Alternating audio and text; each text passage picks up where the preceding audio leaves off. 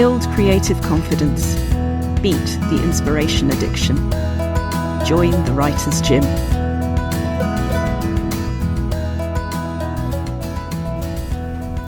Today on the Writer's Gym, I'm speaking to Philip Palmer. His bio is far too long to fit into any introduction. Please go to BBC Sounds, IMDb, his agency and MBA and everywhere else. But before we go to this interview, which I so enjoyed doing because his passion for what it takes to be a writer, what it is to live every day as a writer and to make that work for you is just absolutely delightful. Philip Palmer is a screenwriter, TV and radio dramatist and science fiction fantasy novelist. Philip's feature film, The Ballad of Billy McCrae, which he wrote and co-produced, was released on more than 20 UK screens in September 2021 and is available on Amazon Prime and Virgin Media. He has a background as a script editor and writes extensively for radio as well as television, scripting 5 seasons of the Radio Four Hungarian crime drama Keeping the Wolf Out. He has also extensive experience working with new and emerging writers. He is a wonderful teacher and a delightful person to talk to about writing. Let's welcome Philip Palmer to the Writer's Gym. It's really lovely to see you, Philip. Thank you for coming to the Writer's Gym. Absolute pleasure. I have so many directions that I want to take this in. But a quote that I actually read in an interview you did for a blog, and I will check where I found this, but I absolutely adored it, was, I do like safe formulaic writing when I'm looking for something to read on a Friday night, but when I write, I want to take risks. We've all read so many novels, seen so many films, so I want to know what else and how else. Is else a big thing? Else it is, yeah. I don't remember saying that, but I think that's absolutely what I like to do, to explore and experiment. I mean, my favourite way of writing, usually I have to plan, but my favourite way of writing when things are going well is when I'm not planning and I'm just flying and going in this direction and that direction. I guess improvising. Like if I could play piano, it would be the equivalent of improvising on the piano. Having the freedom to explore and go in different directions is a joy. Often that's not possible. You have a deadline to meet and you have to kind of stick to what you have. But certainly that's my favourite way of flying, seat of the pants, but also spontaneous. The spontaneity, I think, is something I really value. Did you always know that writing was where your imagination was going? From a frighteningly early age, yes. We had a school magazine when I wrote a story about a bank robber who is committing a robbery. He's killed during the robbery and then goes to heaven and has to get through the pearly gates, and they won't let him in because he's a bad person, so he has to break in. So he has to rob heaven, essentially. And I was 14 when I wrote that, and I loved it. It was funny, it was silly, it was a stupid story, but for months afterwards these really tough blokes in school would come up to me, these scary blokes, and say, "Are you Philip Palmer?" And I'd say, "Yes, I really like your story." And I thought, that's good. I can live with that. I can live with, that's my way of getting on with people and connecting with people. Yeah, and imagination. I know. It's another thing I read. I don't know how much it is on your mind right now, but I read something about you being caught by the idea of primary imagination and hearing those young people whose way of dealing with things might have been a bit more physical and violent, and yours was writing. Yeah. That connection. Absolutely, and that kind of simplicity and the primary imagination. I think Coleridge wrote about that. That idea of contacting that part of yourself, that element of your imagination, and connecting with it. And I went to an exhibition by Picasso where he did little origami figures, like as a child would do, and they were brilliant because he connected somehow with a very primitive, visceral, concrete thing. So that is something that I would cherish and I aspire to achieve in my writing. And that is something very important from the word go, isn't it? That imagination, getting out of our own way. We all see that idea that we're all creating the world. We each of us create the world every time we look at it. Yeah. A lot of it's getting out of your own way, isn't it? Yeah, absolutely. And not overthinking, allowing your unconscious to kind of guide you. But you have to train the unconscious. I mean, a lot of what I've done in my career is working as a script editor and a teacher, working with techniques like writing beat sheets and synopses and scene by scene breakdowns. And you have to do those things because the more you do them, the more you don't need to do them. You rely on them and then suddenly you can cut free. If you begin with a complete blank slate and complete freedom and complete spontaneity, nothing will happen. You have to have those techniques to draw upon as well. But the aim is to kind of use the ladder and then fly off the ladder. I know that doesn't actually work with ladders, but it does with writing. Well, it can, but only once. Only once, yes. Depending on how high up the ladder you are at the time. Yes, absolutely. But that does resonate very strongly. The way to get out of overwhelm is to understand that there is a spinal column. There are, as with the human being, all the systems working together to create it. And the more you know what they are, the more you're able to do. Yeah, absolutely. Yeah. Do you know, I think it would be good to go chronologically, if that's all right, because you are in so many writing categories, genres. Would you like to say how it began? I think I began as a very, very bad novelist. And I when I left university, I thought I'll write a novel. I never managed to finish it. So that makes me an incredibly bad novelist. I did write a couple of novels, but they were unpublishable. So I got into... You have rather caught up, though. And I went in a circle and went back to novels. But I basically, I thought the thing I loved doing is reading. So I began working as a reader. From my early 20s, I would work for mainly theatre companies at that time, later film companies. I'd go to theatre companies, they'd give me a bunch of scripts, I'd take them away, I'd read them, give a report and get paid for that. And that was my income for a good 5 or 6 years. And I was good at it, and I worked for a lot of people. When I was working for film companies, I was earning more than many junior script editors. So the joy of reading is that it's a really easy job. I like sitting down. I love reading. Usually scripts, but quite often I'd have novels to read. I read the complete works of Wilbur Smith. I read complete works of John Dixon Carr and did reports on them.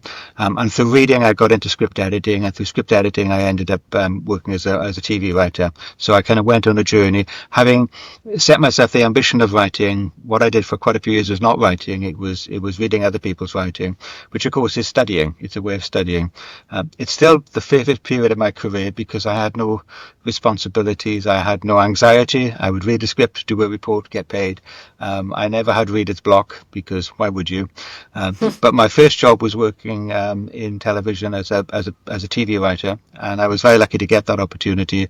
And did that come through the work you were already doing, or did you apply? How did you? It came through the work I did. I had a commission to work on a TV show that I was script editing, and I was commissioned to write an episode for the second series. And I'd written the script on spec. Everyone loved the script. There's a series called The Paradise Club, produced by a company called Zenith. Everyone loved the script, and it was going to go in the second series. So that was my break through being a script editor. And then they cancelled the show. There was no second series, so it never happened. But I used that script as a calling card to get an agent, and then the agent got me a job on a show called The Bill. It evolved over the years, but it lasted for many decades, and it was a half-hour drama show on 2 or 3 times a week. And it was police drama. It was a verite police drama told entirely from the point of view of the police officers in documentary style. You weren't allowed to see anything if there wasn't a police officer in the scene. So you never saw someone being mugged.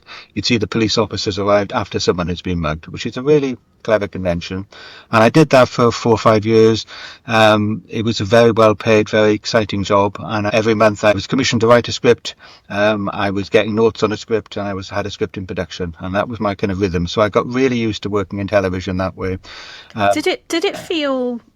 Was there ever any resistance when it's characters that have been established by a number of writers at once? I imagine that feeling very different to having come in through your own work, or how did that feel? Well, I think for many TV writers, that's very much the case. You're working on a series where there are characters you don't know with stories you haven't invented, and it's someone else is holding the pen, as it were. The amazing thing with this series, The Bill, there were regular characters, and you did have to know the characters. You could get to know them by watching it. But every episode was utterly self-contained. You created all the guest characters. You created your own story. There was no storyliner. So I think of it as a 30-minute play for today, 2 or 3 times a week. And it was a fantastic discipline, a wonderful experience. I had a fantastically brilliant script editor called Zana Bezic, who was inspirational. And it spoiled me for everything else, because from then on, I never had that kind of freedom in television again. Can I ask you about that? What made her inspirational? What made her useful? She was astonishingly clever, very charismatic, very insightful, very brutal. Her notes were very clear, but you always came away feeling good about yourself, and it's a real rare gift. Sometimes the scripts were good, notes would be tough, but I always went away feeling good, excited, and ready to do the next draft, and that's a rare gift. I think the first thing a script editor needs to do is leave the writer feeling excited about the rewrite, as opposed to utterly demoralised and you don't want to touch it ever again. What it sounds like hearing you talk about her is that you had an appreciation of what it was she liked and where it was she wanted it to be going. So the notes were brutal, but they were brutal in order to achieve a common goal. Yeah, absolutely. There was never a sense of someone else's agenda, or there were some script editors who, without intending to, a kind of writer's monk. They're editing the script that they would like to write, and that's really not helpful for a writer. With Zana, it was always for the good of the show, for the good of the script, for the good of the writer. And I think I didn't have a single bad experience working with her. She was the kind of, one of the best in the business. It's interesting hearing you give such a beautiful example of that. I'm just wondering, and obviously we won't name names or situations, or anything, but what are the warning signs for you in terms of developing a script, or I guess prose as well? From the writer's point of view, what do you need to look for or communicate to make sure those relationships are useful? I think it's about building trust with people. I mean, the worry always is that you work with someone who really wants to be the writer and control it, and that's happened to every writer. I wouldn't say it's happened to me more than other writers, but it's a real issue. So it's really important when you go in a conversation with a writer, with a script editor or a director, to give them the confidence that their views are being listened to, that you're taking them very seriously, to be responsive, to challenge yourself. And sometimes I'll get a script note that I don't want to do, and my instinct is to kind of shout and scream, and then I just think about it, and then I will try and do it. And quite often I can do it, and I realise it was a good note. But if I can't do it, if I can't achieve it, then I can say honestly, I did my very best, but this really isn't working. And I guess here is how it doesn't work for the world. Yeah, absolutely. And a good script editor will say, okay, well, you give it a try and it didn't work, move on. And because I've been a script editor myself, I know how easy it is to get overexcited by your own ideas. But as an editor, you have to respond to the writer. And as a writer, you have to have a relationship, a creative relationship. It should be a collaboration and a partnership. And there are times when my stubbornness has been folly, and I think, well, actually, they were right all along. And other times where the stubbornness was valid, but I still give that collaboration a chance. It's really important to collaborate and actively collaborate with the other person, rather than the one thing you should never do is put your head down and just write down what you're being told and then do it mechanically. You've got to look people in the eye. You've got to engage with them and argue. So, well, I'm not sure I agree with that, but I'll give it a try, but I don't like that. And then it's a genuine collaboration. That's something I do remember. I remember having terribly good intentions early on and getting notes, and the thing I would put across the t-shirt of everybody at the writers' gym these days, and I do say this in the session, is feedback is not instructions. Yes, you absolutely. can do it. Absolutely. Yeah, you can do it. You can do it authentically, but only, as you say, if you're engaging with it from a place of authenticity.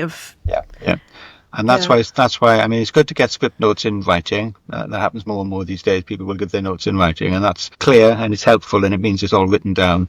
But nothing will be being in a room and shooting the breeze and saying, well, what about this and what about that? Well, I don't want to do that, but what if? And that is really brainstorming, and that's the kind of the equivalent of American writers' room, where you are actually generating ideas and changing your mind and changing their mind, and new ideas emerging, rather than your first ideas being the only ones. I promised chronologically, and then I tangented the heck out of you. Good. When did we get to? I worked in television for quite a few years. Again, I've got a lot of TV credits. At one point, I kind of took a sideways step when I had a baby. My wife and I had a child, so I segued into having a job, which is a script editing job, had a development job, basically, which was a lot more secure than writing. So there were a few years where I was really just not writing very much, but I was working as a script editor. And oddly enough, that then fed back into my writing career, because the one thing I've discovered is my planning skills are useless. Whatever I plan to do is not what I will do. So having moved into development, I was working as a script editor on a police procedural show called Taggart. It's a Scottish murder series. I was the script editor on it. I was working with other writers. I wasn't working on my own work, but I joined a writers group. I'd written a stage play, and I joined a writers group with a company called Payne's Plough. So I was script editing Monday to Friday, but Wednesday evenings I would go to this writers group and we'd throw ideas around. Just a very collaborative jam environment with a lady called Jessica Drumgoole, Vicky Featherstone, the kind of heads of Paints Plough at that time. And what they did, which is a wonderful thing, and it's a great way of writing a script. If ultimate destination was to write a kind of 30-40 minute theatre play, which would then be workshopped, it'd be given a lunchtime reading. So everyone had to write one of these, and there were like 10 or 15 of us in the class, and there was no development process, there was no discussion, there were no treatments, there were no outlines. But on the final day of the workshop, which is a Saturday, we went to the offices of Paints Plough, which was off the Aldwych, and they locked the door. I think they didn't literally lock the door, but they said they'd lock the door. And you had to write a script. And you had a day in which to write a script from a standing start. And I think I had to do it in handwriting because I didn't have a typewriter. So the idea was to write a script. And everyone did. And I wrote my script, which was a play called Gin and Rum. I looked for inspiration. I didn't know what to write about. But before I left, I said to my wife, what shall I write? And she said, write a ghost story. So that's something to cling on to. And then I went in the offices. It was quite stuffy in the room, so I went upstairs. There was a rooftop terrace. You could stand up and look across London. Wonderful views across London. So I thought I'll write a play about someone standing on a rooftop looking out across London. A play was called Gin and Rum, and it's about a man who loves London, spends every lunchtime looking out, but can not only see the London that exists, but he can see the other London. He can see ghosts, and he can hear ghosts, and he can tell you their stories. So that was the play I wrote. And as I say, inspired by actually being in the location, looking out, and inspired by panic, because you had no choice but to write this play. It wasn't, I could spend 6 weeks writing nothing, but I had one day to write an entire play, and you have to do it. So the play then had a rehearsed reading at a small theatre space, lunchtime reading, and then a radio producer was at the reading called Toby Swift. He loved the play. He said, I've just got a new job working as a radio producer. He'd been working in theatre, but he said, I've just got a new job working in radio. I'd like to do this play. So he did that play, and that became the start of my entire radio career. And I'd done about 30, 40, 50 dramas with Toby over quite a few years, I think, but all because I wasn't writing, I was script editing, and then I had this little sideline doing a writer's group, and then the play emerged from that. Before I get onto the career side of it, from an inspiration and short-term have to come up with an idea point of view, it's really lovely hearing that example, because the idea of standing on that roof and seeing those ghosts and being able to say all of those stories there does link so strongly to how you've described your experience of what writing is and what writing needs to be. Yes. Yeah, yes. I could hear an essential you in there. Yeah. Yes, absolutely. Yeah, and I think for people listening to this, I think that's a really encouraging thing to hear, because when we're looking for inspiration, we're not looking for something that is out there, a right answer. We're looking for something that is us. Yeah, absolutely. Yeah. And that fascination I've always had looking out at London. You always, when you go through the old parts of London, you do mentally inhabit other periods and things. So it's an exaggeration of that. So again, without realizing it, I was tapping into one of my passions, which is London, architecture, history, other lives, other glimpsed lives. These are all things that are in me, and I didn't have to put them there. They were there. I just needed a frame in which to express those ideas. And then you and Toby found each other, and then many on BBC Sounds right now that people can go to. Yeah, we've done so much together. The second play I did with Toby, he said the first play was very successful. People really got great reviews. Toby said, what would you like to do next? And I said, I'd read a poem called The Faerie Queene at university by Spencer, which is a verse poem, enormously long. No one's ever read the whole thing, but the first two books are absolutely brilliant. So I said, I'd love to do The Faerie Queene for radio. So he said, that sounds fine. So they commissioned it there and then, which was great. So we did 2 episodes, book 1 and book 2 of The Faerie Queene, but not, the previous adaptations have basically been speaking the poem out loud with a bit of dramatization. I basically wrote something completely new, but with that same story. So I used different language, different words, different characters, but using that story. We had Simon Russell Beale, David Oyelowo, Holly Aid. We had the most unbelievable cast, and I think that was probably one of the highlights of my career. It was in the best of dramas of the year columns in the Sunday papers, and it was exhilarating. And working with Simon Russell Beale was inspirational. He's an absolute genius of a man. Loved the play enormously, and I really was a career highlight. And simultaneously to that, I had a film on BBC One called The Many Lives of Albert Walker. I had a very close relationship with a director called Harry Hook, and he had an idea for doing this particular thriller set in the West Country. So I'd written that, and that was being produced at about the time of the Faerie Queene. So that felt a really nice time when things were happening all at the same time. The difference being, although I loved working on the film with Harry and he did a wonderful job, it was his film. Whereas working in radio, I'm the writer, it was my idea. Toby was absolutely part of that process and such a wonderful collaborator, but it was our drama, and if anything, it was more my drama than his, because I'd written the words, and that pays less, but it's creatively far more satisfying, I think, to be the author rather than the collaborator. Can I ask a bit more about that collaboration with the director in terms of how that works? What's that like, and what's important in it for you? I think it has to be a very intense relationship. In television, when I worked on the bill, it was less intense because, it was a production line. So you'd meet the director and have feedback and build a relationship, but it wasn't an intensely close relationship. The best relationship I had with the director then was an Irish director who had no notes, but just kept asking questions. What about this? Why did the character do this? And that went on for about 20 minutes. And at the end, the director said, that's fine.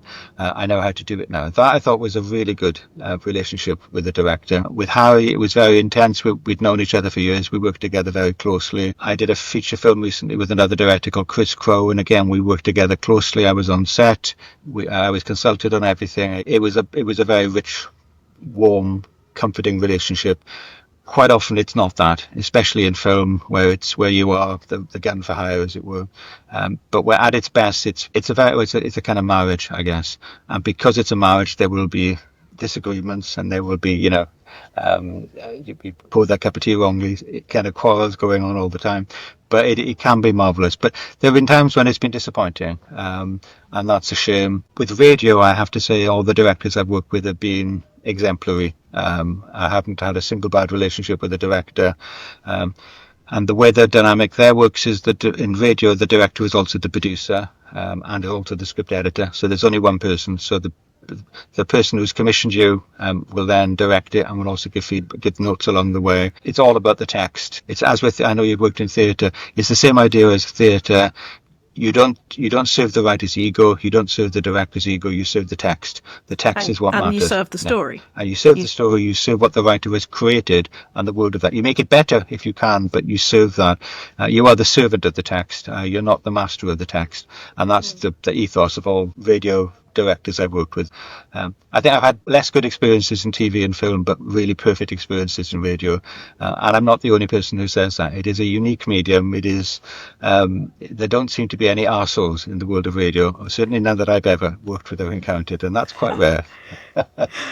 I'm not going to disagree with that, but I've only had one audio drama come out, and I'm so fond of the producer of that. But I guess I was cutting my teeth on what you push back on, and I'd love to hear a bit about that from you. I mean, I'm laughing because the example he brought up when he taught an audio drama course for the Writers' Gym at one point this year was, and I had actually completely forgotten this, there was a sound effect that was meant to be somebody opening a bottle of wine and pouring it. All I was hearing was urinal. It was a urinal. I cannot explain why. Possibly you could, radio better than I do. But I had to push back on that because all I could do was think, if I'm giggling now. So have you had moments where there has been a pushback, or how do you find that line in the sand between this is irksome but not important and this is important? I think it's really important to speak out. And again, with radio, you have the technical people, the panelist and the sound effects person are there. And if one of them finds it wrong, they will say so. And they will tell the director that just sounds like a urinal. And that's how it will be resolved. I would be free to do that as the writer. It's really important there should be a creative environment where people can speak up, because sometimes things don't work. I did one drama, I won't say which one, where a very experienced actor was overacting very badly and it wasn't very good. And I said to the director, I've had some issues with that. And, So he went and had a chat, and he came back, and he was still acting badly. I said, look, it's just really bad. So the director went again, and then the actor said, oh, am I overacting? Sorry, I can't bring it up. And then instantly gave a perfect performance. So the actor wanted to know that. They didn't want it to be a secret. The director was dealing with a million things at once, as directors do, and missing the one obvious thing. So I think it's incredibly important that you do speak out in a very polite way, but, or in a funny way. If you say that sounds like a urinal, the minute you say it, everyone's going to hear it, and that's not the story, clearly. No, it was definitely supposed to be a wine bottle rather than any other kind of facility. But the thing that you're reminding me of there, another of the great T-shirt slogans in my head that we use in the Writers' Gym a lot is "Say the Thing." And "Say the Thing" was said to me by the deputy editor of Fangoria originally. That was where I got it from, as a way to get out of your own head and your own drive to perfectionise and to drown in all of the possible detail that could go in and find what the simple truth was. But the thing is, I don't know if you agree with this, but listening to you say that, the thing that I'm hearing there is how important that is off the page as well. And this is certainly something that's always very important to me, is I can imagine that any director going back to that actor and finding ways to say it, but actually when the actor in your experience turns around and goes, oh, am I overacting? Sorry, right. And, sometimes people just need to hear it, don't they? They need to hear the simple truth. Yeah, I think actors can be very, very matter of fact and sensible. They're okay. And then they do sometimes overact because it's in their job description. There are shows where it's appropriate to act in that way. No, I think it's good to just get to the point at some point.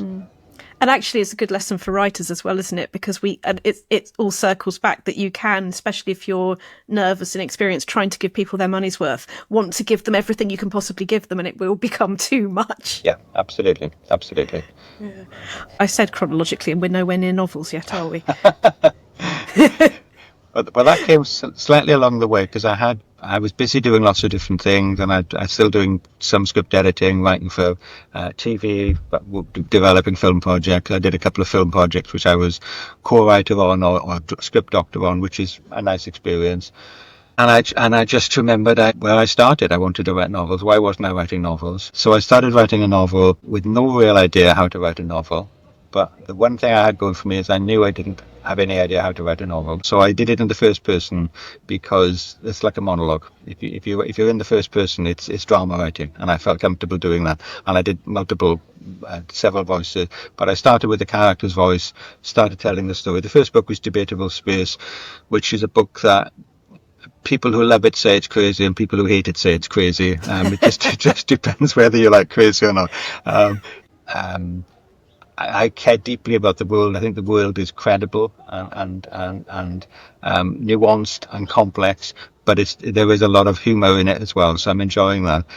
It seems fantastical, but it's not. Astonishing things happen, but astonishing things can happen. There is a kind of optimism in the books about the future of technology, because I posit a world in which there is no energy crisis because you have really good batteries. This is one of my obsessions. Really good batteries would be the salvation, because in terms of solar power, if you go out in space and you're near the sun, there is an unbelievable amount of solar power. And you can send spaceships up there and capture the solar power, but you have to put them in batteries to bring them back to Earth. There's got to be a way to do that. Otherwise, it's wasted energy. But we're living literally in view of one of the biggest fusion reactors, that you can envisage, and infinitely bigger than anything we can build on Earth. The power is there. So it's a world where there is no shortage of energy, and there is wealth, there is opportunity, but there's also terrible cruelty. And the premise I had then, and this was quite a long time ago that I wrote this, that there were billionaire chief executives who were conquering the world. Main villain is called the CEO, the CEO, Chief Executive Officer. Now, the concept of billionaires taking over the world was considered crazy then. It's now feeling a little bit ordinary, a little bit look out of the window and that's what's happening. So the world of story I felt fantastical, but was very real. But what I really wanted to do is have a lot of fun, and there was the pain, there's pathos. There's a lot of serious themes in that book and all of the books in that universe, but there's also a lot of humour, because it's all a bit silly, isn't it? It's crazy stuff, it's mad, and I just wanted to celebrate that, and I think that was something I did a lot in the first book, a little bit less in the other books, but I still kept within that world of story. And I think the last of the books, Artemis, was kind of the sequel to the first book, featuring some of the same characters, and so there was a symmetry. But I think more than anything, I wanted to, and this goes back to the point you made at the start about childlikeness, as it were. When I was a boy, I read science fiction all the time. I loved it. It was inspiring. I mean, I was a happy kid. We had a great family, and there was no hardship. But I was never happier than reading a book. My dad would say, "Go and play football in the park." Why? I could be reading a book, you know. My uncle Bob, who ran the local garage, had a massive science fiction collection, so he would lend me books and I would lend him books. And the joy of those books was a really important part of it. When I revisit some of those books, I don't like them as much. Some of them weren't as good. I did like Heinlein, and now I read him. It's kind of like reading Elon Musk, you know, if he could write fiction. So I don't like Heinlein anymore. Isaac Asimov I love, but there's not a lot of characterization, and he wasn't the person I thought he was when I was 14 years old as a human being. Nevertheless, what is true is that I loved those books, and I wanted to write things that had that kind of zest and joy. And it's big, widescreen space opera material, and that I think has been a joy to do, really. I wish I could make that the bottled prescription for everyone who is coming into writing, is sheer acceptance that being silly, being interested in your own humour, in your own what-ifs, and not, am I interesting? This is the other one we use a lot, is aim to be interested, not interesting. I love how you're expressing that. I'm going to ask a little bit about writing health, writing lives, and just what works for you, because in some ways we are all extremely different, and it is about finding out what works for us individually. But then the more we get to know each other, the more we find out there are definitely things in common. So it would be lovely to hear, if I could start with what supports and motivates you in your writing. You've talked about your ideas, and I know that's going to be thing number one, but maybe also in terms of process, content, hours of the day. What's it like for you? I think I have quite good rhythms now for doing that, because there have been times when I struggled to write and nothing was happening, and I think I learned myself, and I learned to accept myself. Because if you think I need to write 5 hours a day, 6 hours a day, and then play tennis in the afternoon, I've never been able to do that. I find beginning writing tiresome and horrible. I hate doing it, and I love the spontaneity of writing when you're not thinking about it and it's coming. So I basically have systems for allowing spontaneity. So I might spend all day not writing, and not writing is a really important thing to do. Going for a walk means you, or taking the dog for a walk, or going for a run, you will start to think about the story and ideas will come. So first thing I'll do if I'm writing something is go for a walk, think about it a bit more, maybe make some notes, go for another walk. Do something different, get away from it, read a book, watch a TV show, just doing something different. And then about 5 o'clock, sometimes 10 o'clock at night, I think, well, I'm done for the day, but I'll just write a couple of pages here or a few scenes here, and then suddenly the energy is there. And I think if I can surprise myself into writing, it's richer and it's more spontaneous. So I think that sense of surprise is really important. Coupled with surprise, the other great motivator is panic. And I mentioned the Gin and Rum, the first radio play I wrote it as a theatre play, but the first play I wrote, I had to do it in a day, and I was terrified, but I was absolutely panicking. I did a radio series. It's a fantastic show to have had the opportunity to write. It's called Keeping the Wolf Out, and it was a radio drama set in 1960s Hungary, featuring a police detective investigating crimes and his wife, who's a spy, doing spy stuff. So it's crime and spy stuff mixed in together in the 1960s. A lot of research went into it. I obviously went to Hungary, met people, walked the streets. But I'd written 2 or 3 series, and I had a massive commission to write 5 episodes, which is big for radio. I was also teaching at the time, and it was very stressful, and there was stuff coming in, and I had to do this and had to do that, and I had to fill in various forms. And I obviously got in a complete muddle, because I looked at my schedule and I thought, I've got a week to write this series in, and I haven't started yet. But I did. I hadn't even plotted the episodes. I made up the plots as I went along, and yet it's the best plotted series of the lot. So sheer terror propelled me. And I did write 5 plays in a week, and then, I had a week to revise them and some feedback, but there wasn't a huge amount of feedback. It was, they were in fairly good shape. I would never do that again, just because it's too terrifying, but it does work. Sheer terror does get you a long way. I would rather have a quieter lifestyle. So as a rule, I would generally push up against the deadline rather than doing it 6 months in advance. I let the deadline motivate me a little bit, but mainly it's about really accepting that this is This is a process where spontaneity and serendipity are important. So allowing the possibility for that, and finding things to do. And we've just been working on a TV script, which is a crime drama. So I've been watching a lot of crime dramas on TV on my computer. I've done more watching of crime dramas than I've done writing my crime drama, but all of that is clearly very relevant. It gives me a depth. So I think allowing everything to be part of it, and you should never feel guilt if you're not writing, because if you feel guilt when you're not writing, then it'll be even harder to write. There's something in the difference between procrastination and what I talk about as a landing pattern, when you were talking about going for a walk, walking the dog, watching this. And I feel like for me that's come with experience, but it is about acknowledging the difference, isn't that there is such a thing as doing things to get away from the writing, and there is doing things that aren't the writing but are. I physically circle my desk, I'll be further away, I'll be doing other things, and I will gradually, I notice myself moving physically and mentally towards the writing. And have you found something similar? Has there been procrastination versus landing pattern? There were times when it's just laziness, and you kind of think I should be feeling guilty. But I think at the end of the day, you're at the mercy of your creativity, so you kind of serve it. But sometimes it is laziness, so I kind of know that, and then you just have to kick yourself. And that's where having a deadline helps, and having objectives. And if you do feel you're procrastinating, then it's really good to sit down and either write a scene or write a backstory, write something that is not in the story you're writing, or write notes about it. I spend a lot of time writing backstories of characters so that I'm busy, and it's really easy to write the backstory. And then you think, what about this one? And suddenly you've got this extra wealth of material that's there. So I think it's good to just, rather than if you're spending too long walking the dog and the dog is complaining and wants to lie down and have a bit of a rest, then it's worth doing something else, something that's relevant, something that's planning, imagining scenes, or writing backstory, or writing notes about the characters. It gets you in that space, and then you've warmed up. And it's really important to warm up, because if you with exercise you're supposed to stretch, with writing you have to warm up, so that when you're writing you're actually at your best and you're giving the best that you have.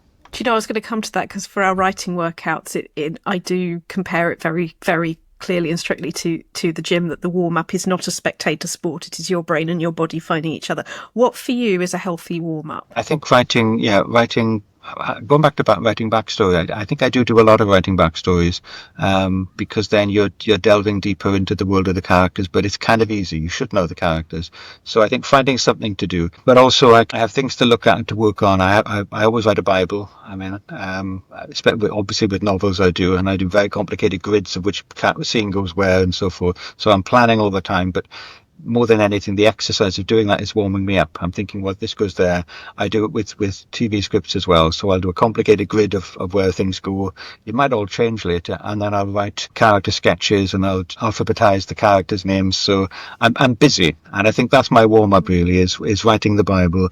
For some books, I've written Bibles that are 100,000, 200,000 pages long, longer than the novel. Longer than the Bible. Longer than the Bible, absolutely. The Bible's even longer, I think. Well, yeah.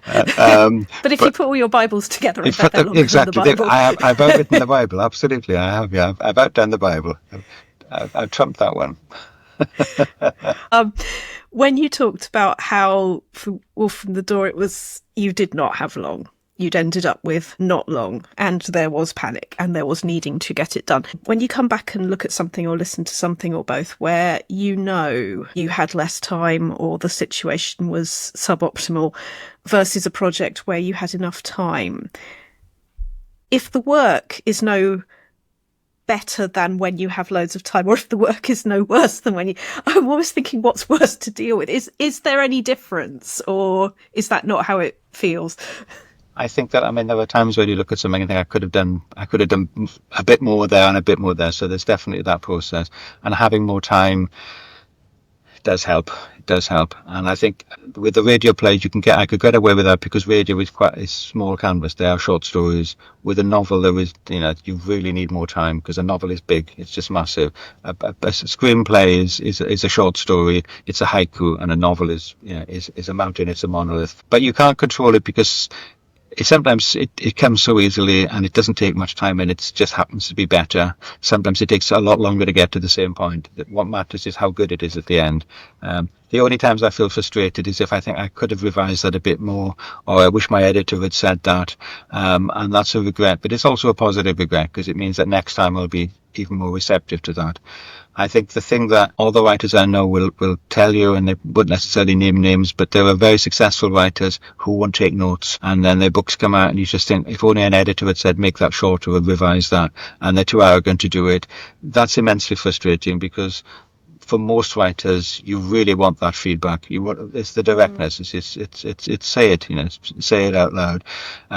It's too long, it's too short, the ending's a bit rushed. The clarity of that, those are the notes you want to have, because you don't want to be agonising about, I could have done better. But ultimately, and don't be afraid to ask for notes. Push for don't be afraid. Notes, actually. Push for notes, and you want negative feedback. You want someone to say, gets a bit boring here, because that's a really good note. It sounds very rude, but a lot of it isn't boring, but this bit is very boring. I can work on that. But I have some regrets about some projects. I wish I had more time, but usually it's you do the best you can within what your talent allows. Is there anything else that you've discovered about yourself and what works for you in terms of getting it out there or making yourself do the writing? I think variety helps, because I love that I can go from medium to medium, and I think that kind of inspires me, and I can translate across.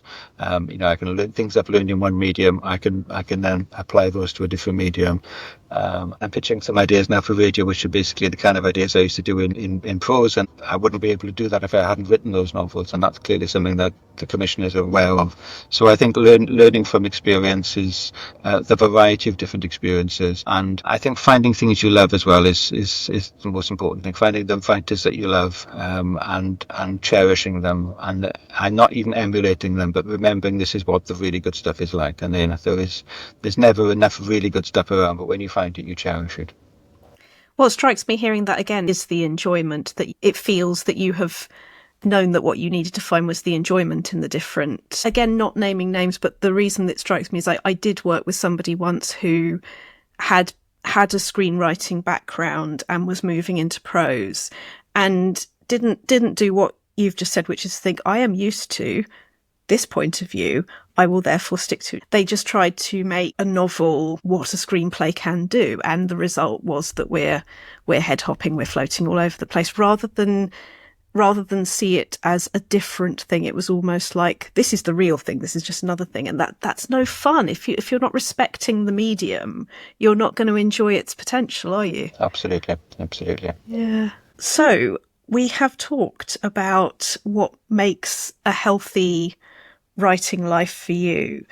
I wonder, are there any habits, exercises, because as you know, we are the writer's gym, and it's not just the warm-up, it's the whole workout, in the most relaxing possible way. But are there exercises or approaches or even rituals that you just plain enjoy, or that you might recommend to somebody starting out?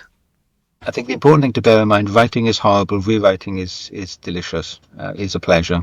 And that's a really good thing to know, because if you've written a scene that's not very good, or a chapter that's not very good, you can then reread it and reread it. I mean, the saying is, don't get it right, get it written, and that is true. You can procrastinate as much as you like, and then you have to start and you have to write your first chapter or your first piece, and it may be terrible, and you forgive yourself the terrible, and then you read it over, and then you revise, and you read it over and revise. And I think that activity of, again, it's the spontaneity of it. I tend to read things, I'm just reading them, and then I could fix this here and add a bit here and add a bit here, and then I do that 10 or 11 times, and actually what wasn't very good has become pretty good. So I think using rewriting as a tool to structure your writing, having the confidence, don't be embarrassed, right? Just get something down. If it flows and it's perfect, that's great. If it doesn't flow and if it flows and it's rubbish, that's also great. That's fine. You can work with it. You can revise and revise. I think there is this that in sport, I'm completely not a sporting person, but I know the concept of the zone, being in the zone in sport is where you want to be, and in music in so many areas where you're not boxing, you're not really conscious of it. You're not throwing a punch, the punch is throwing you. That's what I met a boxer once who used that phrase. So you if you can get to that place, it's inspiring, but you have to do it in stages and steps. Writing novels, the dark side of writing novels is that it does take a long time. and then you, week after week, month after month, you are writing and writing again, which is kind of, it's hard work. With a script, you can write a script very quickly. But the same process applies, that when you're doing rewriting, you're finding materials, and the more you revel, the more you enjoy rewriting, the better it will be.